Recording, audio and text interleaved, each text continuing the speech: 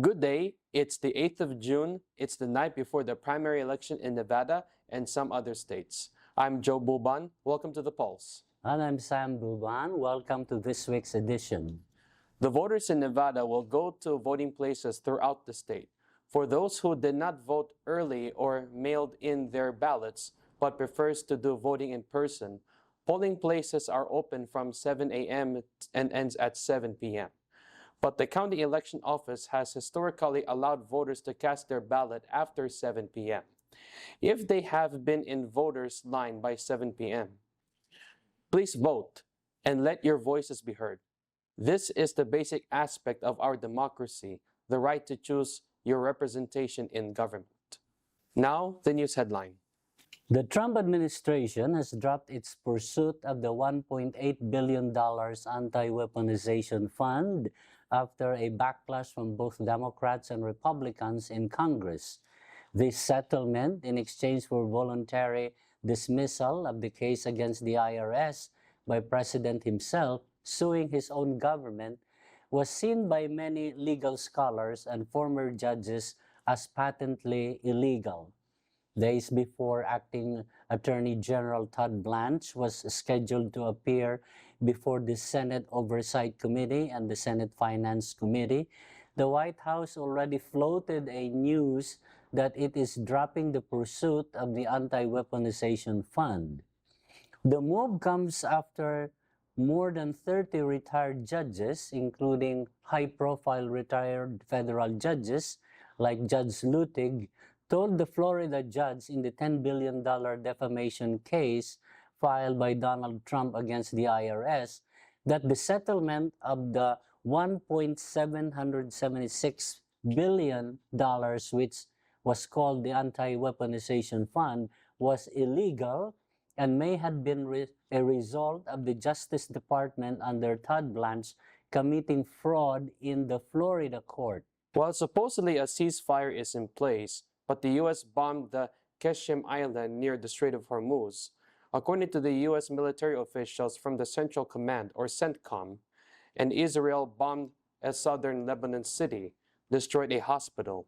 Reports from other media outlets said one of those killed at the hospital was the chief anesthesiologist. Several people died and hundreds were injured. In retaliation, Iran attacked Kuwait and Bahrain facilities that Iran said were helping in the U.S. attack against Iran. Mainstream media are reporting that President Trump was upset with Prime Minister Benjamin Netanyahu and cussed him on the phone over the attacks in Lebanon, as talks were being scheduled on ending the war brokered by Pakistan. Let us take a commercial break. Please stay tuned for the interview with Judge Jessica Goody when we come back. For over 15 years, I've defended rights, upheld due process, and will bring balanced judgment, compassion, and unwavering commitment to the Henderson Justice Court. If you live in Henderson, remember to vote in June, and remember, Hendren for Henderson. Lance Hendren, fair, experienced, and ready to serve Henderson with integrity. Lance Hendren, the right person for the bench. Paid for by the committee to elect Hendren for judge. Excuse me, are you Judge Mary Perry? Yes, I'm Judge Mary Perry. Looks like you're running for re-election. Primary's June 9th, Family Court, Department P. Department P, P for Perry. Judge Mary Perry. I'm Judge Mary Perry, and I approve this message. Susie Lee calls herself the most bipartisan member of Congress. What does that mean? She voted to let Donald Trump spy on your phone and emails without a warrant. And she voted to unleash ICE on our communities, disappearing hardworking immigrants and even citizens right off our streets. But Dr. James Lally will never compromise our democratic values. To fall in line with Donald Trump, it's time to choose a real Democrat to represent Nevada. It's time to choose Dr. James Lally. Dr. J is an educator, a public policy researcher, and former statewide lead for the White House highlighted Startup America Partnership. Las Vegas doesn't need a treasurer who shows up for a ribbon cutting and disappears, he says. It needs someone who was here before the cameras and will still be here after. My name is Dr. Jay Maharjan, and I'm running for Nevada State Treasurer. Vote for me this primary on June 9th. I'm Scott Black. When I was first elected, North Las Vegas was a lot like my classic VW bus. It needed some attention. Now an awesome new NLV is taking shape, kind of like this. And we're headed into a future where we have the best of everything. Stronger public safety, improved neighborhoods, new amenities, and higher paying jobs for working families. I'm Scott Black, and I'm asking for your vote so together we can bring this momentum to every road in our city. Welcome back to the polls. With us now here at our Film TV studios is Judge Jessica Goody of Las Vegas Justice Court, Department 6, but now running for Clark County District Court, Department 26. Judge Goody, welcome. Thank you so much. It's so nice to be here, and I'm so happy to be back with you. It's been a couple of years. Indeed. You are an incumbent judge since 2023, but you are running this time for a district court. What's the difference in jurisdiction between the Las Vegas Justice Court and the district court? Clark County District Court. I love that you came prepared with questions, and good questions. Thank you. So Justice Court is our lower level court, meaning we handle cases, civil cases up to $15,000. So basically small claims. I tell people I'm the Judge Judy of Las Vegas. Oh, okay. And then on the criminal side, we handle all criminal cases start in Justice Court. Felonies and gross misdemeanors ultimately go up to district court. So district court handles $15,000 and above and gross misdemeanors and felonies. So it's our main trial court. It's the more serious cases. I see. So that would be in some places one of those courts they call the Justice of the Peace Court. Exactly. And okay. that's my actual title. So I'm a judge, but my formal title is Justice of the Peace. Okay. So what kind of cases are heard at the Township Justice Court? So right now I have a civil docket. So I hear small claims. So that could be anything from I loaned my neighbor money or my neighbor's dog bit me. A lot of neighbor disputes. We also hear landlord-tenant cases. And then in our actual justice court, we hear a lot of debt collection cases. So it can be anything, civil, any kind of civil cases. Primarily what I hear are debt collection cases, though, people who haven't been able to pay their bills. And then we also hear eviction cases. So all of the eviction cases you hear about, those are coming through my court. I see. Okay. So what made you decide to run for another judicial seat? It was a weird set of circumstances. I thought I was going to do it, but I thought it was going to be a couple years down the road. Right. And then Judge Gloria Sturman retired. And when she retired, it left an absence of civil experience on the district court bench.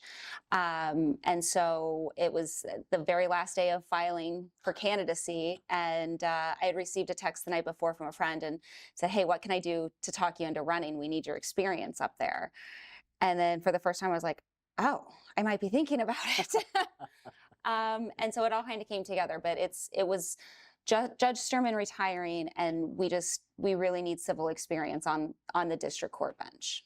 Was wondering if this gonna be like one of those, you're an incumbent, your term will not expire until 2028.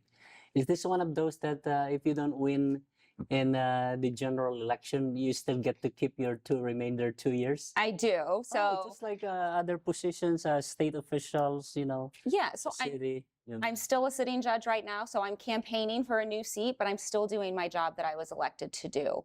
And my view on it is I'm elected to do this job until I'm elected to do something else. And yes, so by that time, when you get elected to the district court, you are leaving behind one position vacant. I am. And who has the power to appoint a replacement for you? The Clark County Commission. Oh. So because I'm a county seat, the Clark County Commission, the Board of Commissioners will determine who fills my seat for the rest of the 2 years. Oh, I see. And it's not the governor. No, because it's not a state seat. Okay, all right.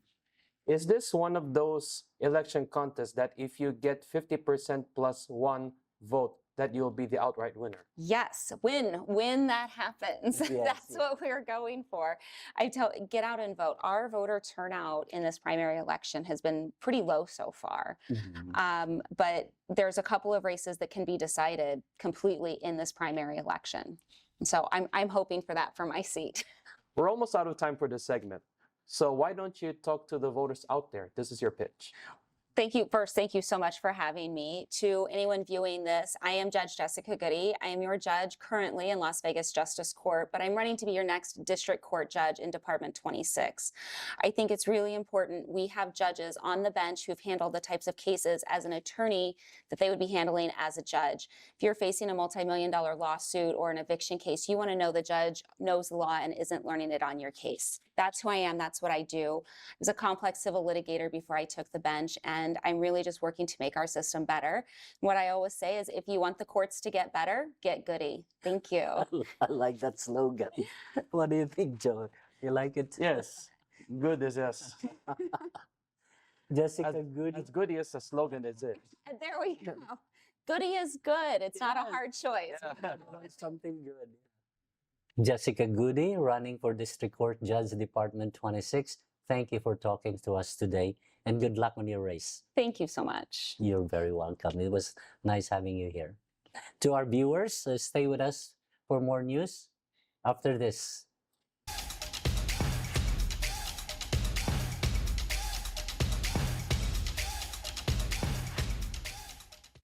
In our world news, the Philippine Senate, where a succession of events happened since May 13, when Senator Ronald Bato de la Rosa appeared to cast the 13th vote for a new Senate president, after missing for 6 months on fear of an arrest warrant from the International Criminal Court, or the ICC, and only to be met by the National Bureau of Investigation, or NBI, agents at the Senate lobby with the real arrest warrant from the ICC.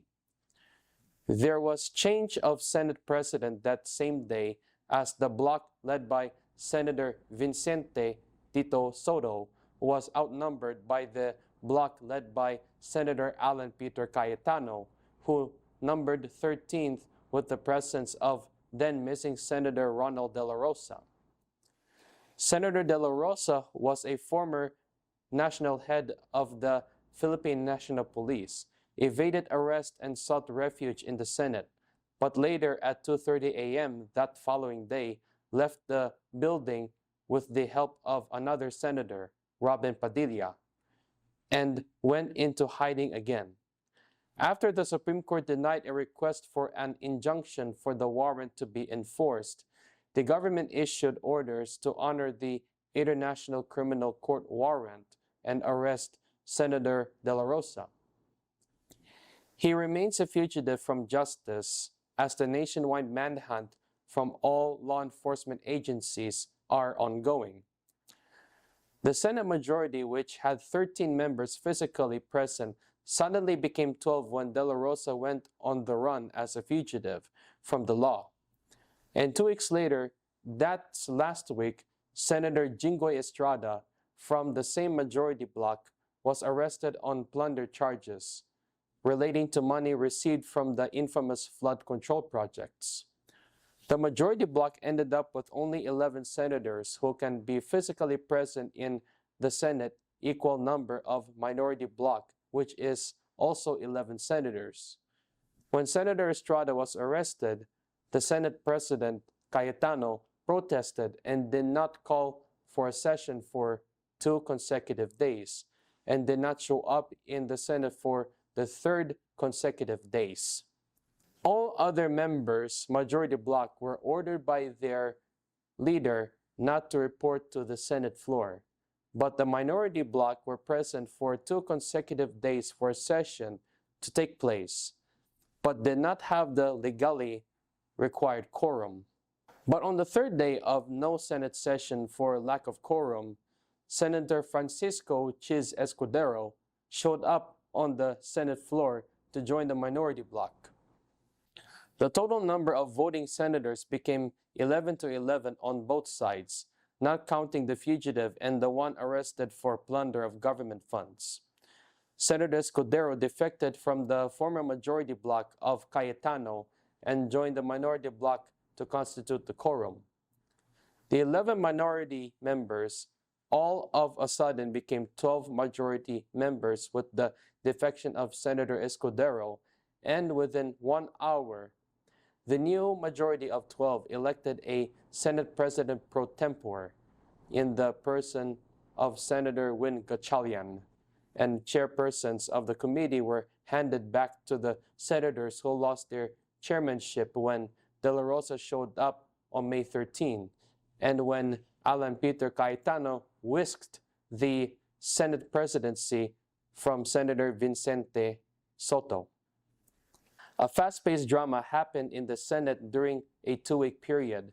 Now, with the 12-member present as a majority and members of the Cayetano bloc not showing up on the 4th day, the Senate held a session with Senator Gatchalian with the gavel and passed important legislation.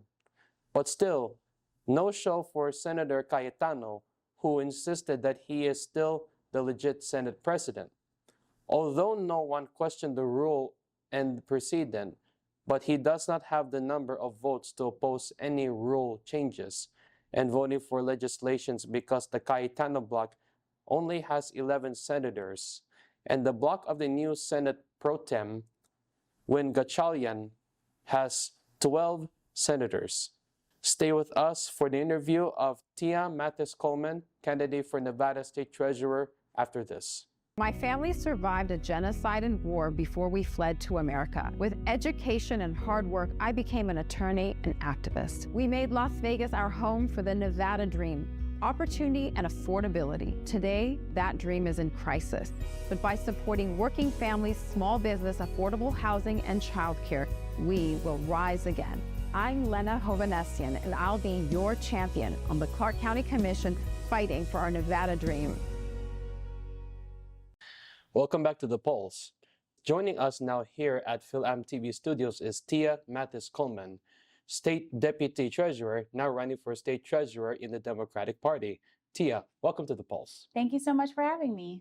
I'm excited to be here. Please tell our viewers about your professional and personal background. Okay, well, I am born and raised in Las Vegas, Nevada. So I grew up here in Las Vegas. My parents were both educators here in the Clark County School District. And my sister and I, no matter what we were doing, they were always like education, education, education. The year that I graduated from high school, the governor at the time, he was Governor Kenny Gwynn, he created what was called the Millennium Scholarship. And so that Millennium Scholarship was created to keep Nevada's best and brightest students here in Nevada.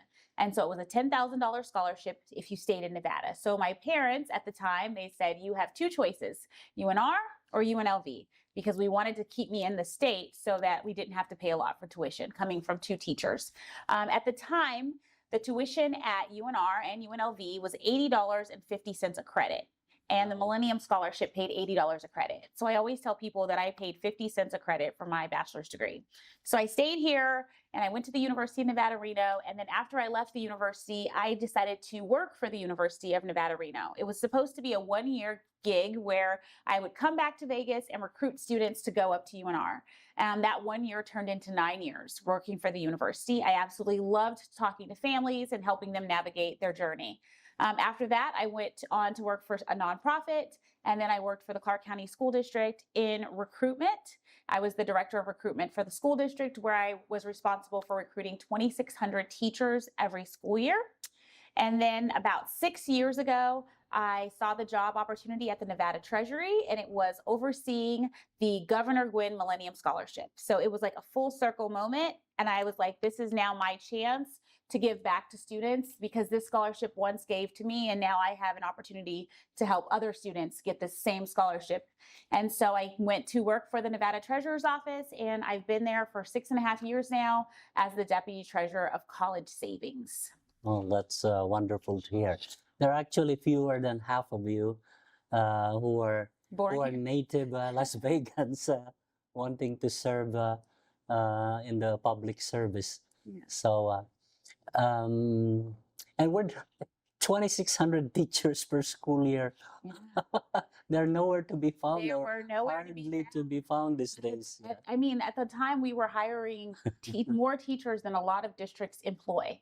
And Oh. so we were responsible for hiring 2,600, and that's just licensed classroom teachers, not to mention the bus drivers, the support staff, the administrators. Right. So that was a very challenging job, but I absolutely loved it. We went all over the world recruiting teachers. We went to the Philippines, we went to New York. We were recruiting them wherever we could find teachers. We were recruiting teachers. That's wonderful. Yeah. So, what are the mandated scope of duties of a state treasurer? Okay, so your state treasurer, basically the job of the state treasurer is state treasurer is your chief financial officer of your state. And I like to tell people a lot of times when I'm out talking to community members, they'll say, well, do you believe in this? Would you spend money on this? What are your views on this? And those are all great questions, but that's not the job of a treasurer, right? The treasurer administers things. The treasurer doesn't decide where our money is spent in our state. Right. And so in our office, we actually have 6 divisions, which a lot of people don't realize because they just see what's outward going on in the treasurer's office. So they see those things that impact them. But we actually have 6 different divisions. And so we have one of the more popular divisions is our unclaimed property division, where everybody's like, give me my money back, right? And so you can contact the treasurer's office and you can get your money back. I oversee our college savings division. So our college savings division, our primary goal is to help families plan and save and eventually pay to go on to post-secondary education. So what are their students going to do after they graduate from high school? And then we have like our investments division, we have our cash management, we have financial literacy. So there's so many different things going on in the treasurer's office that people aren't even aware of. And so the treasurer's job is to manage that team, and he oversees those 6 deputy treasurers that eventually oversee their team that get that work done. How many people or families are enrolled or registered right now with the college savings fund? So when we talk about college savings, I think that let's back up a little, because the state of Nevada, we have what we call Nevada prepaid tuition, and then we have Nevada 529 plans. So Nevada has several 529 partners. So we have like SSGA, Putnam, Vanguard. Those are all of our 529 partners. But on the other side of things, we have Nevada prepaid tuition. And so Nevada prepaid tuition is, we have one of only, I think, 10 in the nation right now. And so I always tell families about Nevada prepaid tuition because, especially here in Nevada, Nevada prepaid tuition will help you lock in the cost of college now so that it doesn't continue to go up for your family. So what I mean by that, for example, when my daughter was born in 2018, we locked in the cost of college. And by the time she's in the 5th grade, her college will be paid off. So if she goes to college in here in Nevada, it's free because I've paid off little bits every time versus how much it's going to cost when she goes to college in 2037. So I always tell people prepaid tuition, you're able to lock in that cost, and it's a structured savings plan. So it comes out monthly, and it's just a really great idea. I'm sure you all have heard tuition in our state is going up 12% over the next 3 years. And so I tell families, lock it in today because you know it's going to be 12% more in 3 years. And then after that, it's going to continue to go up because the cost of education is going to continue to go up. So we've, over the years, we have students in that prepaid tuition program. We also have people in the Nevada prepaid tuition or Nevada 529s. We have students that aren't even in Nevada that their parents are paying into a Nevada 529 account. And so I always say, as the deputy treasurer, we're overseeing about $50 billion of 529 accounts. So there's not, I can't give you the number off the top of my head because there's so many students in so many different accounts, and some of those students aren't even here in Nevada. And what is the highest upper tier monthly, what you would have to pay? Monthly, cost to the family on this, or their contribution? It really depends on the account that you choose. And I always tell families there's something for everyone. So for example, I do the prepaid tuition for my daughter, and I wanted to pay for a 4-year college for her. And I wanted to have it paid off by the time she's in the 5th grade. So right now she's about to go into the 3rd grade. So I pay about $275 a month into that account. But I also have a 529 account that I pay for her because as we know, college is expensive. So I want her to have a prepaid. I want her to have 529. I want her to have I want her to have all the options. And so for her 529, I only put money, probably like $25 in every month. But when it's birthday time and Christmas, I tell my parents and my mother-in-law, hey, put some money in her 529. No more Barbie dolls. We want money into her savings. Okay. And so other people can put in also. Right. The state of Nevada has reserve funds they dubbed the Rainy Day Fund. How big is that fund, and what kind of investment portfolios are they in? Are they invested in? Okay. So the Rainy Day Fund is what you're speaking of. And right now, I would say there's probably about $1.5 billion in it. And it fluctuates depending on what's going on in your state. I would say during the pandemic, that Rainy Day Fund went down to about zero. And since the pandemic, so since 2020, we have received more in investments into that than any treasurer before. So our current treasurer right now is Zach Conine. So he's our 23rd state treasurer. And Zach and his team, which is primarily his investment deputy, have made more positive investments into our state than any treasurer in the history of treasurers. And so we're doing well. I would say to people, when it comes to investments, we don't make we're making very safe investments in the state, right? Good. So mostly bonds. Tia, with the massive cuts from federal money for the state of Nevada, would this, our situation right now, be considered one of those rainy days that the state can tap into the fund to augment the state budget? Absolutely. I think what people have to realize is that there's a lot going on, especially with our federal dollars, and it's a trickle-down effect. And so it is impacting states, not just Nevada, negatively. And so a lot of our citizens are experiencing rainy days. And I think the job of government is to lean in and make sure that we are there to assist our families to make sure that they're not having rainy days. So yes, absolutely.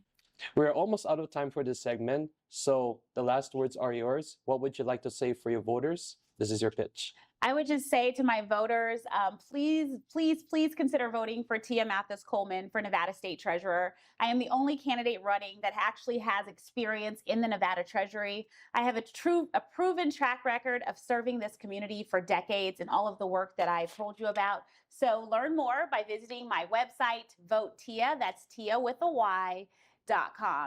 VoteTiaForNevada.com. And I would love to communicate with you. So if you have any questions, you can feel free to reach out to me and my team. You can also visit our Facebook or Instagram at VoteTiaForNevada at Instagram and Facebook. So thank you so much for having me. You're very welcome. State Deputy Treasurer Tia Mathis Coleman, now running for Nevada State Treasurer. Thank you for talking to us today, and good luck on your race. Thank you. You're very welcome. And to our viewers, please join us again next week here at The Pulse. I'm Sam Buban. Thank you for watching. And I'm Joe Buban. God bless your week.